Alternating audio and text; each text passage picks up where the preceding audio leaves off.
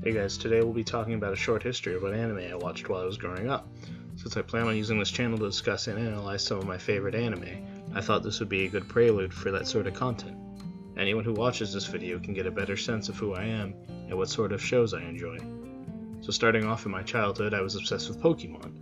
I owned the game and a ton of merch, and of course I also watched the show. I also ended up getting into shows that my cousins close to my age enjoyed. These shows would be Dragon Ball Z, Cardcaptor Sakura, or just Cardcaptors as it was known over here, and Sailor Moon. Moving into junior high, my best friend Corey recommended Naruto to me, and convinced me to watch Yu-Gi-Oh! GX, despite me initially considering stopping after the original Yu-Gi-Oh! Ended. I ended up becoming largely obsessed with Naruto, but it was on and off for a while.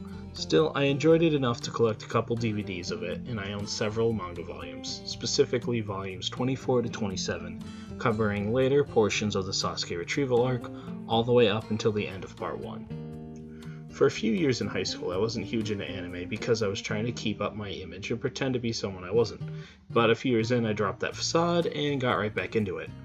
I even managed to get my girlfriend at the time into it.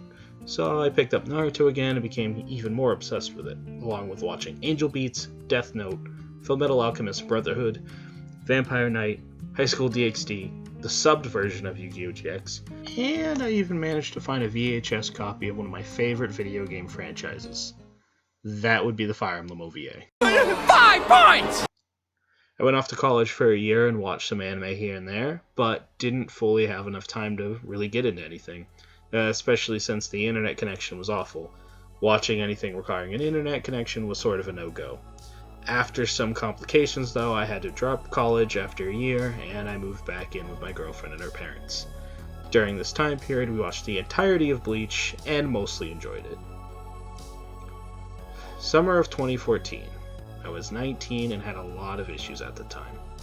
My girlfriend and I broke up after 4 years together, and I had some major depression and other mental health issues.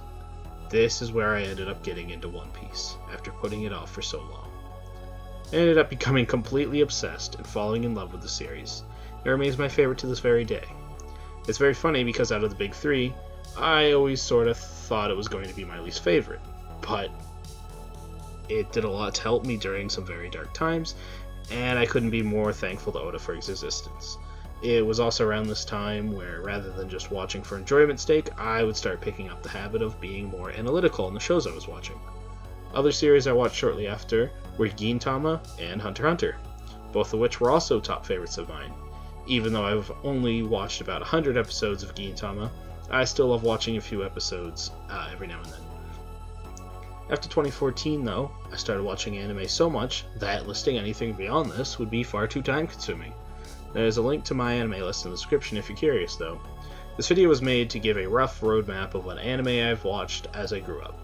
Pretty soon I will be doing analytical videos on top of cocktail videos, and I wanted this video to serve as a rough idea of my subjective experiences.